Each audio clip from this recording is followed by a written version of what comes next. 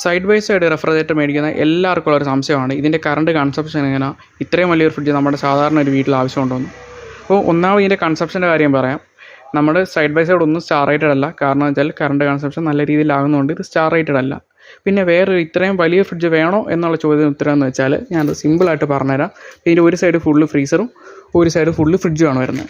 അപ്പോൾ നമ്മുടെ വീട്ടിൽ പരമാവധി മുളക് പൊടി, മല്ലിപ്പൊടി ഈ സാധനങ്ങളെല്ലാം നമ്മൾ ഷെൽഫിലായിരിക്കും വെക്കുന്നത്. പക്ഷേ അത് നമ്മൾ ഈ ഫ്രിഡ്ജിൽ സൂക്ഷിക്കുകയാണെങ്കിൽ 5 ദിവസം ഇരിക്കേണ്ട സാധനം ഒരു 8-9 ദിവസം വരെ നമുക്ക് സൂക്ഷിക്കാൻ പറ്റും.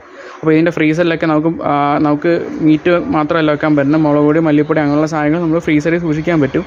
അതുവഴി നമുക്ക് അങ്ങനെ നോക്കുകയാണെങ്കിൽ അതൊരു മറ്റൊരു രീതിയിൽ നമുക്ക് ലാഭമായിട്ട് വരുന്നുണ്ട്. പിന്നെ ഇതിൻ്റെ ഈ ഒരു സൈഡ് ഫുള്ള് ഫ്രിഡ്ജ്, ഈ ഒരു സൈഡ് ഫുള്ള് ഫ്രീസർ, അങ്ങനെയാണ് ഇതിനകത്ത് വരുന്നത്. പിന്നെ പ്രൈസൊക്കെ ഏകദേശം ഒരു 50,000 തൊട്ട് മേലോട്ടാണ് സൈഡ് ബൈ സൈഡിനൊക്കെ റേഞ്ച് വരുന്നത്.